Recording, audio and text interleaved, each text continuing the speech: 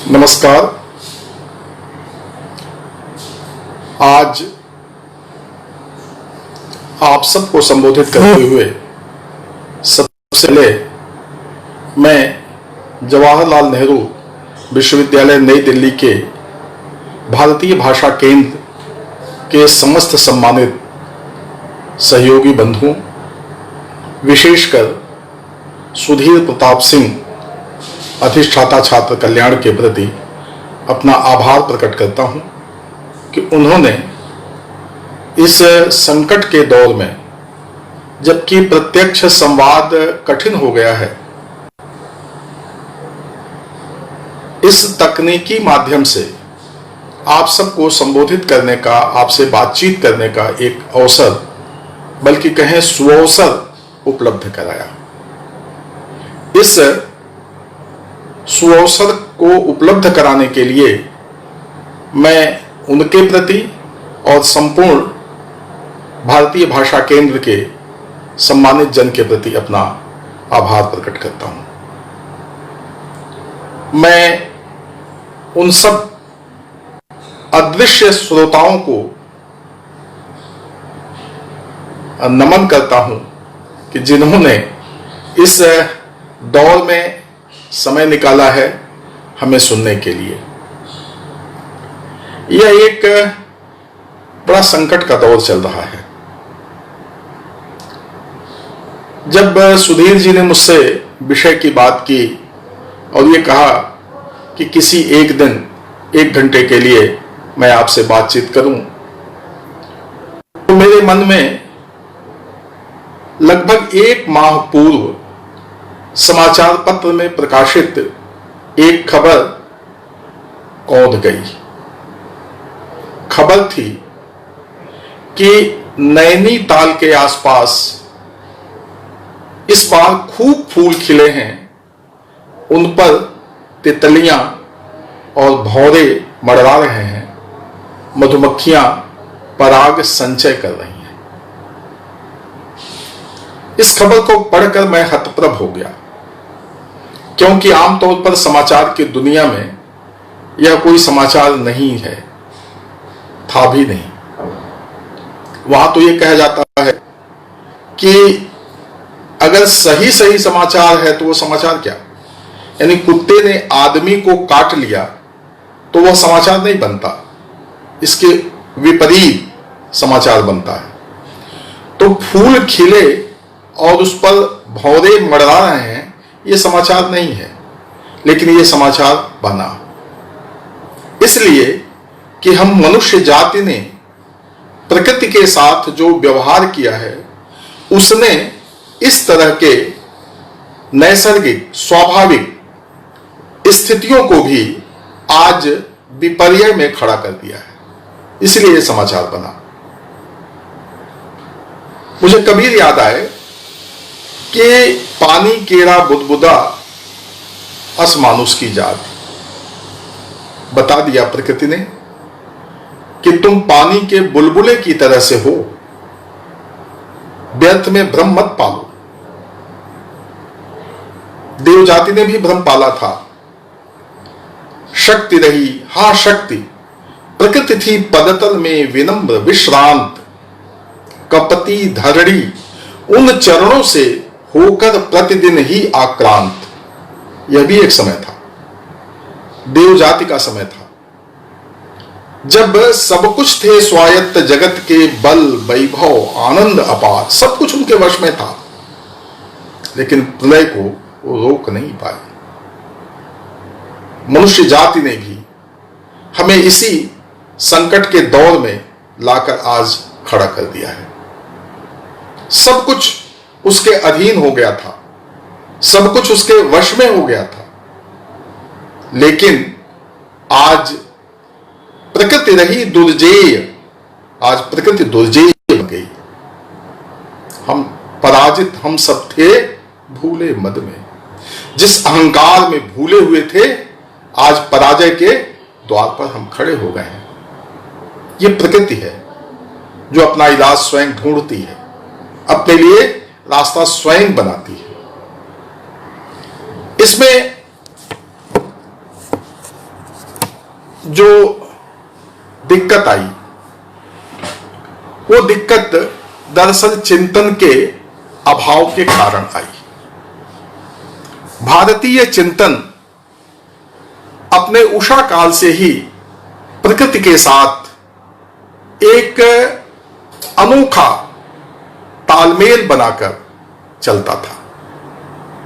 अथर्ववेद के 12वें मंडल में एक बहुत अच्छा सूक्त है, भूमि सूक्त, बहुत ही सुंदर है और अनेक बार अनेकशः इसे उद्धृत भी किया जाता है। इसकी मूल स्थापना ही है कि माता भूमि पुत्रो हम पृथिव्या। यह हमारे चिंतन का प्रस्थान बिंदु है। यहीं से हम चीजें देखते रहते हैं। यह हमारा स्टैंड पॉइंट था मैं जानबूझकर इस शब्द का प्रयोग कर रहा हूं। लेकिन पश्चिम के उस चिंतन ने जिसने कहा कि मनुष्य बड़ा है, स्वामी है और संपूर्ण सृष्टि, संपूर्ण प्रकृति उसके विलास के लिए है, भोग के लिए है, उपभोग के लिए है, उसने हमारे भीतर एक दुर्दमनीय आकांक्षा पैदा कर दी। कामनाओं का एक ऐसा अदृश्य आवेग पैदा कर दिया हमारे भीतर, जिसने ये कहा कि थोड़ा और दौड़ो कुछ और पालोगे, थोड़ा और कूदो कुछ और कहीं और पहुंच जाओगे। ये जो दौड़ भाग, इसने संपत्ति संचय की प्रवृत्ति हमारे भीतर होती गई, भर गया इससे। काम क्या हमने किया इस बीच? भोड़ा प्रदर्शन, त्याग का अभाव, असहिष्णुता, ये सारी चीजें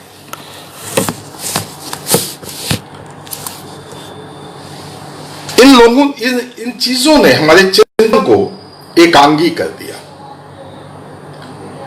जो हम प्रकृति को लेकर के अपना तालमेल बनाकर चल रहे थे, मनुष्य और प्रकृति के बीच में एक अंतरंगता का रिश्ता था, उस रिश्ते को पश्चिमी चिंतन ने कहीं न कहीं खंडित कर दिया, तोड़ दिया।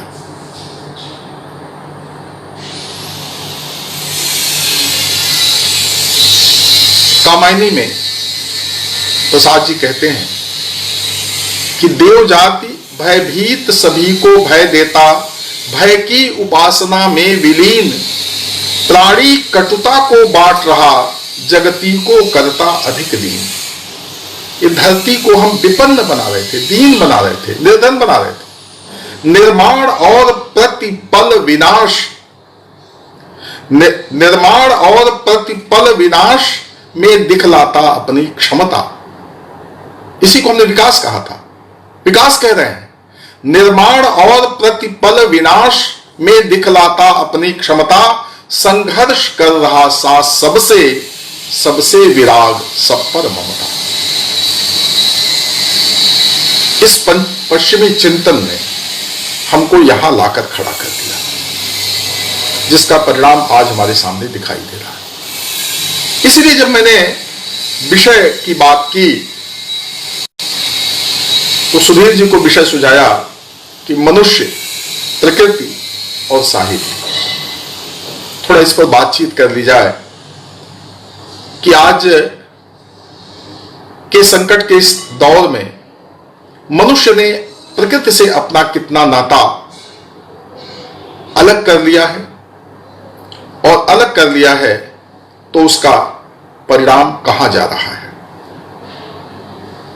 हम जानते हैं कि सृष्टि की शुरुआत ही होती है प्रभु के, ब्रह्म के, ईश्वर के उस भाव से, जिसमें उसने कहा कि एको हम बहुश्याम, मैं एक हूं, अनेक बनना चाहता हूं, अनेक बनूं। ये सारी सृष्टि उनका विलास है। और इसके विपरीत भी कहा गया, रूपम रूपम प्रतिरूपम बभूव। यानी एक से अनेक और अनेक से एक, यह प्रकृति का वास्तविक रूप है। उस एक ने अपने को विस्तारित किया अनेक रूपों में, और अनेक में जो रूप है वही एक का है। रूपम रूपम प्रतिरूपम, वही एक है। यत् पिंडे तत् ब्रह्मांडे। अगर यह भाव है कि जो हमारे में है वही पूरी सृष्टि में है, सब में है, तो फिर असहिष्णुता अपने आप खत्म हो जाती है। फिर लोगों को कष्ट देना, दुख देना, और लोगों को ही नहीं, मनुष्य को ही नहीं, जीव जंतु को नहीं, सारी प्रकृति को, जिसमें वनस्पतियां हैं, नदी है, नाले हैं, ये किसी भी प्रकार की नस्ल, जाति, देश, ज्ञान आदि से ऊपर उठकर संपूर्ण प्रकृति में उसी एक ब्रह्म का विलास जब हम देखने लगते हैं, नदी में, नाले में, सागर में, पर्वत में, जीव जंतु में, पेड़ पौधों में, वनस्पतियों में, तो हम सब समरस हो जाते हैं। इसी समरसता की बात प्रसाद जी कह रहे थे, जहां आनंद की बात थी, वो हम समरस हो जाते हैं। उस समरस तक कैसे पहुंचे, साहित्य ने बराबर इसकी चिंता की है कि मनुष्य को आनंद कैसे मिले। सुख नहीं, दैहिक सुख नहीं जो पैसे से खरीदा जा सके, आनंद कैसे मिले। उस मनुष्य के आनंद की खोज साहित्य की खोज है। साहित्य की अनेक परिभाषाएं दी गई। एक बड़ा स्थूल चलता हूं, और हम लोगों ने बचपन में उस पर अनेक निबंध भी लिखे थे कि साहित्य समाज का दर्पण होता है। बड़ा स्थूल सी परिभाषा है। दर्पण केवल प्रतिबिंब दिखाता है, साहित्य केवल प्रतिबिंब नहीं दिखाता। प्रतिबिंब के अलावा वह काम है, और वह द्विवेदी जी कहते हैं कि ज्ञान राशि के संचित कोश का नाम साहित्य है। यह भी एक परिभाषा उनके यहां दी गई। इस परिभाषा से सारी ज्ञान राशि, जिस भी विधा की हो ज्ञान राशि, चाहे वो मेडिकल साइंस की हो, इंजीनियरिंग की हो, वो भी साहित्य है। उनका साहित्य कहा जाता है। फार्मेसी का साहित्य है, इंजीनियरिंग का साहित्य है। लेकिन जिस साहित्य की बात हम कर रहे हैं, या जिस साहित्य के हम विद्यार्थी हैं, वह साहित्य हितेन सहितम यत् से निकला है। सबके कल्याण का जो शब्द विधान जहां है, जिसके लिए तुलसीदास ने कहा कि कीरति भणित भूति भल सोई, सुरसरी सम सबका हित हुई। सुरसरी के समान, गंगा के समान सबका कल्याण करने वाला जो साहित्य है, वह साहित्य हमारे जीवन के लिए उपयोगी है।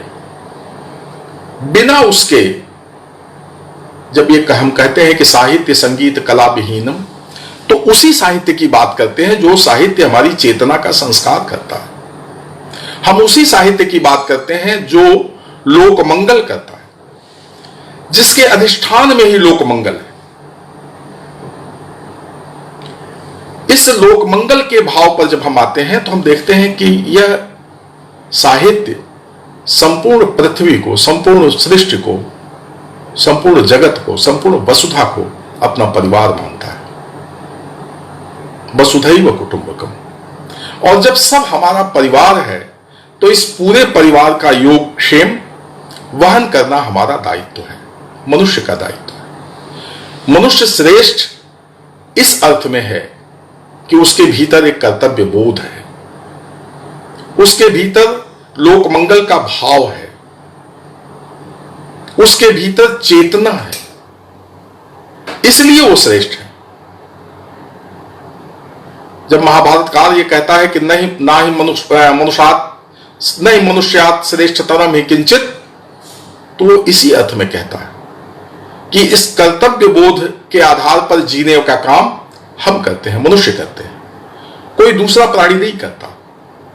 लेकिन मनुष्य होने के नाते हमारा यह धर्म है कि हमें दूसरे प्राणियों के, दूसरे जीव जंतुओं के, दूसरी वनस्पतियों के योगक्षेम का वहन हम करते रहे। इसलिए जब हम साहित्य को देखते हैं तो वो बड़ा घुला मिला, मनुष्य और प्रकृति का रिश्ता इतना घुला मिला है कि उसका कोई अंतर हमको दिखाई नहीं देता। हमारे सारे प्राचीन काल से लेकर के और अब तक के सारे साहित्यकार यह अनुभव करते हैं कि प्रकृति हमारे साथ, प्रकृति भी रची गई है। प्रकृति कोई अलग से नहीं रची गई, हमारे साथ ही रची गई।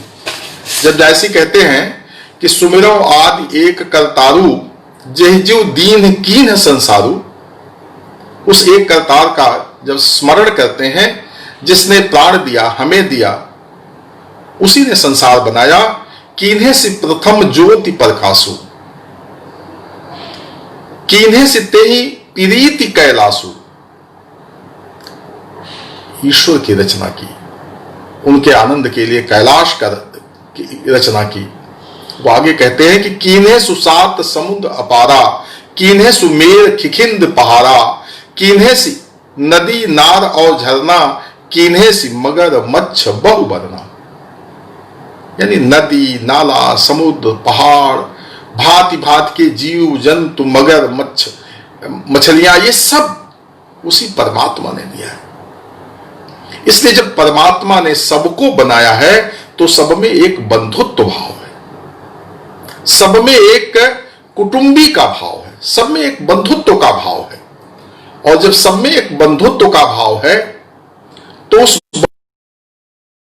व्यक्ति, उस बंधुत्व के भाव का विस्तार जितनी दूर तक हो सके, इस प्रेम का, सहिष्णुता का, लोकमंगल का, वही साहित्य है। और इसी साहित्य को लेकर के हम लोकमंगल की कल्पना साकार करते हैं। आप देखें, इस समय पावस का समय है। प्रकृति अपने पूरे रूप में हरी भरी दिखाई दे रही है। एक पंक्ति जैसी कि मुझे याद आ रही है, जो लोग गांव से थोड़े जुड़े हैं वह अनुभव करेंगे कि जो छोटी तलैया होती थी, ग्रीष्म ऋतु में उस तलैया में, पोखरे में, पोखरा तो बड़ा होता था, छोटी तलैया में पानी सूख जाता था। और पानी सूख जाता है, या वैसे भी जो धरती होती है, कृषि योग्य भूमि भी, वो धरती फट जाती है ग्रीष्म ऋतु में। और जब फट जाती है तो पहली वर्षा से वो फटी हुई धरती आपस में जुड़ जाती है, सट जाती है। नागमती जब अपने नागमती का विरह वर्णन जब कभी कर रहा है, 12 मासा की जब कर रहा है, तो कहता है ये बिना प्रकृति के निकट गए, बिना प्रकृति में समाये आप यह दृश्य देख ही नहीं सकते। इसके लिए एक दूसरी आंख चाहिए। सरोवर हिया घटत नित जाई, टूक टूक होय बिहराई। सरोवर हिया घटत नित जाई, सरोवर का हृदय जो घटता है, जल घटता जाता है, तो नीचे धरती टूक टूक होय बिहराई। ये हिया नागमती का हिया भी है, नागमती का हिया ही है। लेकिन बिहरत हिया करहु पीऊ टेका, दीठ दवंगरा मेरम हुए का। बिरह का इससे अच्छा वर्णन बिना प्रकृति के निकट गए, बिना प्रकृति से जुड़े कोई कभी कर ही नहीं सकता। ये वही कभी कर सकता है जिसने यह अनुभव किया हो कि कीन्हे से सात समुद्र अपारा, कीन्हे से मेरु खिखिंद पहाड़ा। जिसने समुद्र बनाया, जिसने पहाड़ बनाया, उसी ने हमको भी बनाया है। इस भाव से जब हम प्रकृति के पास जाते हैं तब यह दृष्टि मिलती है कि सरोवर के जल के घटते घटते जो नीचे की धरती जो फट जाती है, वो दवंगला वर्षा की पहली बूंदें, वर्षा ऋतु की पहली फुहार कैसे उसको जोड़ देती है, मिला देती है। ऐ प्रिय रतन सेन, अपनी दृष्टि फेरो ताकि ये जो हृदय फट गया है, टूक टूक हो गया है, वो मिल जाए, एक हो जाए। ये प्रकृति के साहचर्य के बिना मनुष्य के भीतर इस प्रकार की संवेदना असंभव है। ये काव्य हम लिखते हैं, पढ़ते भी हैं, चर्चा भी करते रहे हैं, लेकिन केवल भूख का काव्य, अकेलेपन का काव्य, अजनबीपन का काव्य, अनास्था का काव्य वह साहित्य नहीं बन पाता जो हमारे जीवन को रसमय कर दे, जो हमारे जीवन को संघर्ष की, लड़ने की, पुनर्सृजन की प्रेरणा दे। बिना इसके संभव ही नहीं।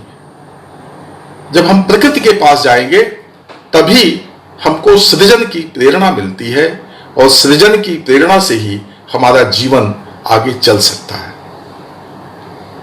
आप जानते हैं, यहीं से आगे हम तुलसीदास जी के पास भी जाएं, इसी महीने में वर्षा विगत शरद ऋतु आई, वर्षा के बीतते ही लक्ष्मण देखम परम सुहाई। वर्षा बीत गई और शरद ऋतु में वो अपने अनुज से कहते हैं राम कि देखो शरद ऋतु आ गई। ये ऋतुओं का वर्णन जो कहीं ना कहीं भीतर एक उल्लास भर रहा है, आनंद भर रहा है और कुछ करने की प्रेरणा भी दे रहा है। बिना इसके हमको कुछ करने की प्रेरणा मिल ही नहीं सकती।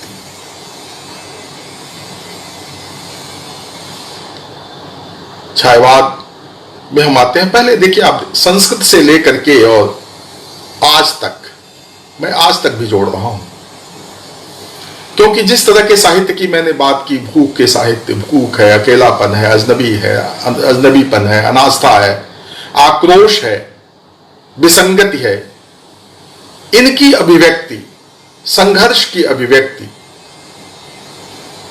केवल इसी से साहित्य नहीं बनता है। थोड़ा बहुत वह भी पक्ष है, लेकिन वही साहित्य नहीं है। साहित्य में संघर्ष के बाद सृजन अगर नहीं है, साहित्य में संघर्ष से सृजन उत्पन्न नहीं होता, नवनिर्माण उत्पन्न नहीं होता, हमारी चेतना संस्कारित नहीं होती, तब तक उस साहित्य को हम साहित्य नहीं कह पाते। छायावाद तक आप देखते हैं कि पूरा काव्य प्रकृतिमय हो जाता है। तमाम आलोचकों को इसमें कठिनाई लगती है, लेकिन नामोजी ने कहा कि ये प्रकृति के निकट जब कभी जा रहा है तो कहीं ये मुक्ति के निकट जा रहा है, मुक्ति की खोज कर रहा है, कभी प्रकृति के पास जाकर मुक्ति की खोज करता है। छोड़ ध्रुवों की मृदु छाया, तोड़ प्रकृति से भी माया, बाले तेरे बाल जाल में कैसे उलझा दूं लोचन। ये रीतिकालीन जो सामंती भाव था, उसको तोड़कर आगे जाना, उस भाव से मुक्ति थी। पंत जब ये कह रहे थे कि तोड़ प्रकृति से भी माया, बाले तेरे बाल जाल में कैसे उलझा दो लोचन। ये बाले तेरे बाल जाल में, ये जो रीतिकालीन सामंती प्रवृत्ति थी, उससे थोड़ी मुक्ति और प्रकृति के निकट जाना, प्रकृति के पास जाना। जब प्रकृति के पास वह गया तभी उसे लगा कि पावस ऋतु थी पर्वत प्रदेश, पल पल परिवर्तित प्रकृति वेश, मेखलाकार पर्वत अपार, अपने सहस्र दीर्घ सुमन फाड़ अवलोक रहा है बार बार, नीचे जल में निज महाकार, जिसके चरणों में पड़ा ताल, दर्पण सा फैला है विशाल। ये विस्तार, इतना बड़ा विस्तार, पावस ऋतु थी पर्वत प्रदेश, पर्वत प्रदेश में और नीचे ताल, ये कहीं न कहीं मन के उत्ताल भाव, मन में जो एक उन्मुक्तता है, उसकी ओर संकेत पंत जी दे रहे हैं।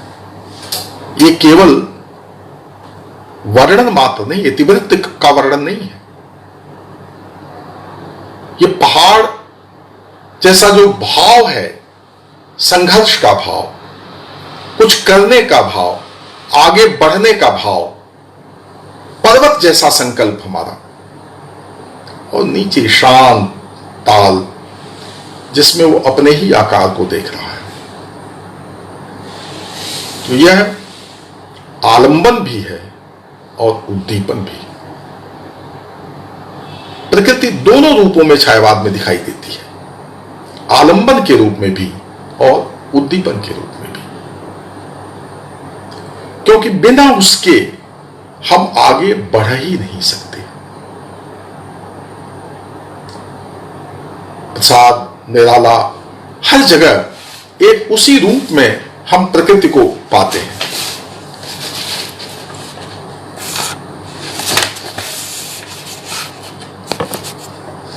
जीवन में जब हम तनाव में रहते हैं, ऊब में रहते हैं, आज की भाषा में कहें तो मूड अपसेट रहता है, तो प्रकृति के ऐसे दृश्य दिखाई देते हैं, चाहे वो साहित्य में या प्रकृति के निकट जाकर, जो हमारे जीवन में एक आस्था का संचार करते हैं, हमारे ऊब को कहीं समाप्त कर देते हैं, अकेलेपन को दूर कर देते हैं, हमें द्वंद्व और संतरास से उबार लेते हैं।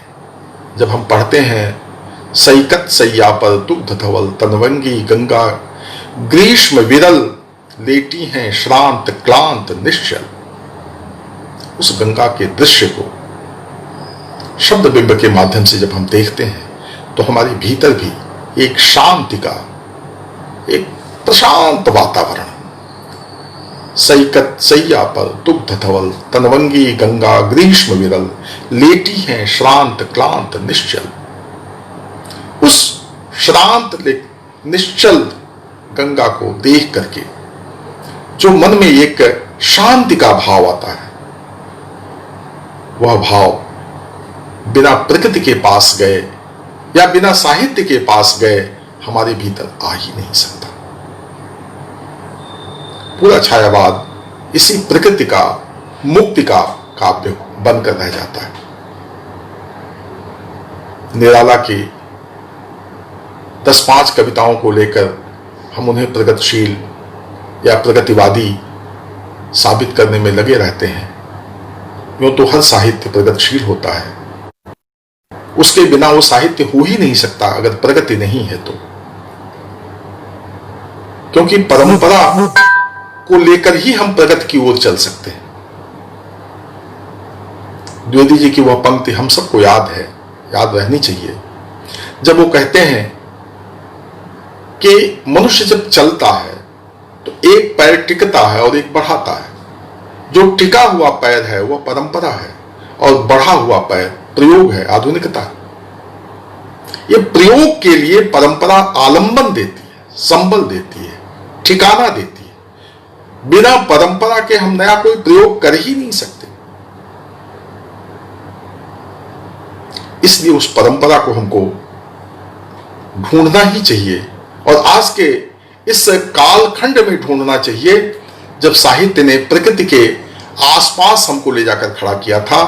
जब निराला जूही की कली लिख रहे थे, विजन वन बल्लरी पर सोती थी सुहाग भरी स्नेह स्वप्न मग्न अमल कोमल तनु तरुणी जूही की कली दृग्बंध किए शिथिल पत्रांक में। यह जो आनंद दे रहा था, पढ़ने में जो आनंद था, पढ़ने में मन को जो एक भाव था, यह आनंद यही साहित्य का आनंद है जिसको कहा गया है ब्रह्मानंद सहोदर। मैं यहीं ठहर कर एक बात की ओर संकेत करूं कि हमारे यहां विद्या को ऊर्ध्व मूलम अधो शाखा कहा गया। विद्या का मूल ऊपर है ऊपर यानी ब्रह्म, और नीचे जो अपरा विद्याएं हैं वो परा विद्या है, नीचे अपरा विद्याएं हैं, जिन्हें उपनिषद में अविद्या भी कहा गया। अविद्या यानी विद्या का निषेध नहीं, भौतिक विद्याएं। साहित्य भी उसी ऊर्ध्व को खोजने वाला या ऊर्ध्व की ओर ले जाने वाला एक ज्ञान है। इसलिए साहित्य का जब हम आस्वाद लेते हैं, वह आस्वाद हमें ब्रह्मानंद जैसा आस्वाद देता है। मैं संध्या को लेकर के 3 कालखंड में लिखी गई 3 कवियों की रचनाओं का आज यहां उल्लेख करना चाहता हूं। द्वितीय युग में हरिओज जी लिखते हैं कि दिवस का अवसान समीप था, गगन था कुछ लोहित हो चला, तरुशिखा पर थी अब राजती, कमलिनी कुलबल्लभ की प्रभा। विषय वस्तु एक है, कंटेंट एक है, लेकिन हर काल का कवि अपने अपने ढंग से उस कंटेंट को देख रहा है। द्वितीयुगीन कवि कैसे देखता है, इसको थोड़ा बदल देंगे तो सीधे सीधे गद्यात्मक पंक्तियां हो जाती हैं, जिसके लिए आचार्यों ने इतिवृत्तात्मकता की बात की। दिवस का अवसान समीप था, गगन था कुछ लोहित हो चला, तरुशिखा पर थी अब राजती, कमलिनी कुलबल्लभ की प्रभा। वही संध्या, वही शाम जब निराला देखते हैं, निराला के पास आती है तो वह सुंदरी बन जाती है। दिवस का अवसान, दिवसावसान का समय, मेघ में आसमान से उतर रही संध्या सुंदरी, धीरे धीरे धीरे। दिवसावसान का समय, मेघ में आसमान से उतर रही वह संध्या सुंदरी, धीरे धीरे धीरे। नीचे वो कहते हैं, अलसता की सी लता, किंतु कोमलता की वह कली, सखी नीरवता के कंधे पर डाले बाह, छाह सी अंबर पथ से चली। एक शाम एक कवि दूसरी तरह से देख रहा है, वो केवल इतिवृत्तात्मक वर्णन कर रहा है, और दूसरा कवि उसका मानवीकरण करके हमारे मन के कितने निकट ला दे रहा है, आस्वाद कितना भावपूर्ण बन जा रहा है जब वो कहता है कि संध्या सुंदरी। वो सीधे सीधे मानवीकरण हमारे करीब आ जाता है। उसी शाम के लिए शमशेर भी कहते हैं, एक पीली शाम, पतझड़ का जरा अटका हुआ पत्ता, कि मैं हूं मौन भावनाओं में तुम्हारे कहीं। आखिर उसका होता है, अब गिरा वह अटका हुआ आंसू, सांध्य तारक सा अतल में। ये जो प्रकृति से अपना तादात्म्य और उस तादात्म्य के बाद उसका एक रचनात्मक इस्तेमाल, और उस रचनात्मक इस्तेमाल से चेतना का संस्कार, यह मनुष्य के लिए इतना जरूरी है कि साहित्य में हम देखते हैं लगातार यह क्रम आगे चलता रहता है, क्योंकि बिना इसके कोई हम सृजन कर ही नहीं सकते। मैंने शुरू में कहा था कि ईश्वर ने जब मनुष्य और प्रकृति दोनों को बनाया, तो दोनों में जब उसी ने बनाया, एक ही ज्योति से सब उत्पन्न हुए, तो सब में एक तत्व दिया, एक ही तत्व था सब में। महाचिति का चिति अंश जो है वो सब में समान रूप से वर्तमान है। साथ जी जब लिखते हैं कि नीचे जल था ऊपर हिम था, एक तरल था एक सघन, एक तत्व की ही प्रधानता, कहो उसे जड़ या चेतन। वो जड़ और चेतन में भी एक ही तत्व मानते हैं, समान तत्व। वो क्या मानते हैं? हमारा चिंतन मानता है, भारतीय चिंतन, शैव दर्शन या भारतीय दर्शन में हर जगह ये अभेद है, क्योंकि हमारे यहां अन्य की कल्पना ही नहीं है। मैं और पर नहीं, मैं ही तुम हूं और तुम ही मैं हूं। यह मैं का इतना बड़ा विस्तार किसी और चिंतन प्रक्रिया में, किसी और चिंतन धारा में दिखाई नहीं देता जितना अपने यहां दिखाई देता है। इसलिए वो जड़ और चेतन में भी एक ही तत्व को मानता है। उदाहरण दिया, नीचे जल था, ऊपर हिम था, एक तरल था, एक सघन। यानी जो जल है वह जब सघन होता है तो हिम बन जाता है, और वही हिम जब तरल होता है तो जल बन जाता है। केवल अवस्था भेद के कारण वह एक तत्व भिन्न भिन्न रूप में भासित होता है, दिखाई देता है। यानी यह जो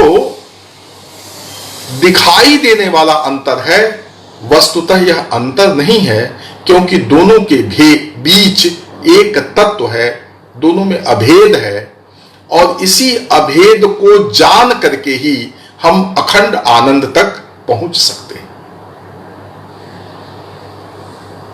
चिंता से शुरू हुई कामायनी जब आनंद पर आती है तो समरस्थे जड़या चेतन, सुंदर साकार बनाता चेतनता एक विलसती, आनंद अखंड घना था। समरस्थे जड़या चेतन, सुंदर साकार बना था। चेतनता एक विलसती, आनंद अखंड घना था। यह अखंड आनंद देने का काम ये साहित्य तभी कर सकता है जब वह प्रकृति से घुला मिला हो, प्रकृति के साथ हो, प्रकृति को लेकर चलता हो। और जब मैं प्रकृति कह रहा हूं तो केवल वानस्पतिक जगत नहीं, जीव जंतु सब उसमें है। कितनी बड़ी विडंबना है कि आज पर्यावरणविद ये कहने लगे हैं कि लगभग 10 लाख वनस्पतियां और वन्य जीवों की प्रजातियां इस धरती से लुप्त हो गई। अगर यही स्थिति रही तो धीरे धीरे कितनी चीजें लुप्त होती जाएंगी, और फिर हम कितना क्रमशः संकुचित होते होते कहां बचेंगे, उसका अंदाज इस कोरोना संकट ने हम सबको दिला दिया है।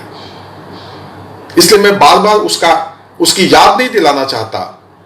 मैं तो केवल यह कहना चाहता हूं कि इस तरह के संकट भविष्य में ना आए, इसके लिए जरूरी है कि हम यानी मनुष्य अपने उस साहित्य से प्रेरणा ले जिसने हमारी चेतना का संस्कार किया है, उस साहित्य के निकट जाए जो प्रकृति से जुड़ा है और जो प्रकृति मुक्ति का संकेत देती है, विस्तार का संकेत देती है, प्रेम का संकेत देती है, सृजन और प्रवाह का संकेत देती है।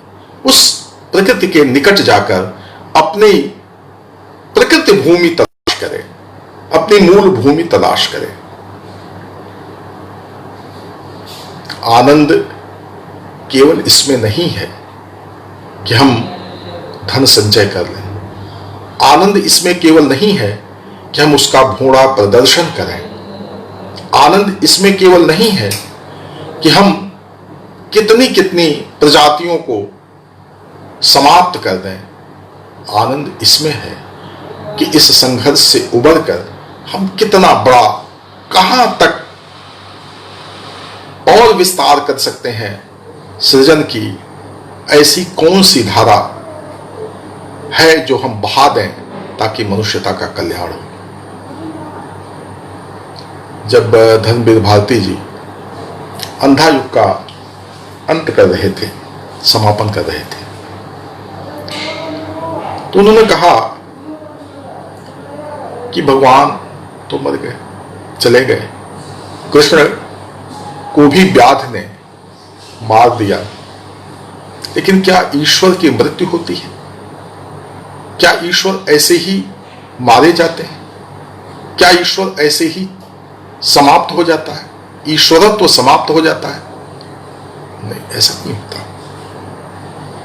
उन्होंने कहा कि हर मानव के उस वृत्त में, हर मानव मन के उस वृत्त में जिसके सहारे वह सभी परिस्थितियों का अतिक्रमण करते हुए नूतन निर्माण करेगा पिछले ध्वंसों पर।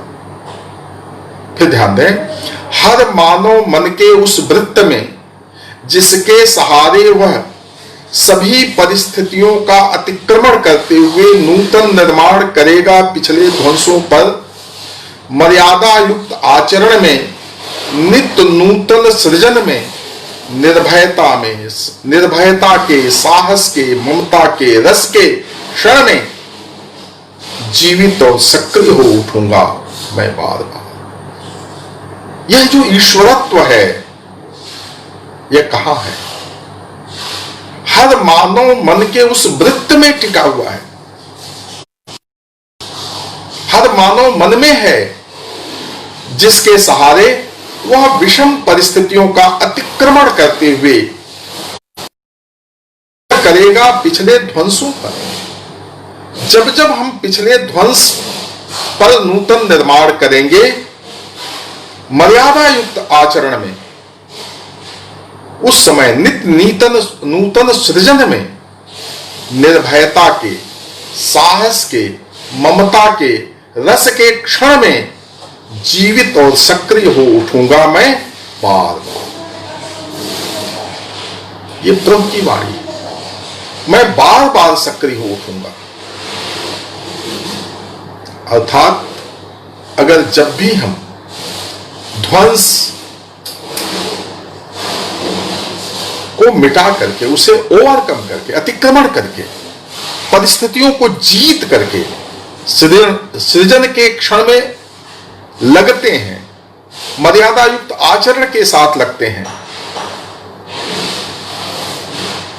तब उस क्षण में जब हम निर्भयता के साथ लगे हैं, साहस के साथ लगे हैं, ममता के साथ लगे हैं, रस के साथ लगे हैं, उस क्षण में हमारे भीतर प्रभु का वास होता है। प्रभु जीवित और जागृत रहते हैं, क्योंकि हमारे यहां जो कल्पना है वह काल की, इस भारतीय चिंतन के उस काल की कालबोध को समझे बिना हम इस चिंतन तक नहीं पहुंच सकते। जो कालबोध यह हमें सिखाता है कि हमारे यहां काल का न कोई आदि है न कोई अंत है। काल न कहीं से शुरू होता है और न कहीं समाप्त होता है।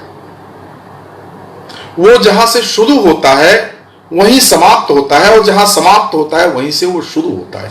ये चक्रीय कालबोध हमारा है, रैखिक नहीं है। ये चक्रीय कालबोध है। विध्वंस से निर्माण और निर्माण से विध्वंस, ये वृत्त चलता रहता है, और ये प्रेरणा साहित्य देता है। ये वृत्त चलते रहना चाहिए। जब कभी विषम परिस्थिति आए, जब कभी कोई संकट आए, संकट के उस पल में, संकट के उस क्षण में साहित्य एक ऐसा हमारे लिए संबल बनकर आता है जो निरंतर नित्य नूतन सृजन की न केवल हमें प्रेरणा देता है, बल्कि हमें एक बार उस संघर्ष में जीवित रहने की, उबरने की शक्ति भी देता है। एक बार पुनः मैं आप सबके प्रति अपना आभार प्रकट करता हूं। मनुष्य, प्रकृति और साहित्य को लेकर के मैंने जो कुछ थोड़ी सी बात आपसे की, उसका उद्देश्य केवल यह है कि इस संकट के दौर में हम प्रकृति को अपना अभिन्न माने, और इसके लिए साहित्य हमारे लिए प्रेरणा का एक आधार बिंदु साबित हो सकता है, सिद्ध हो सकता है। धन्यवाद। जय भारत। नमस्कार।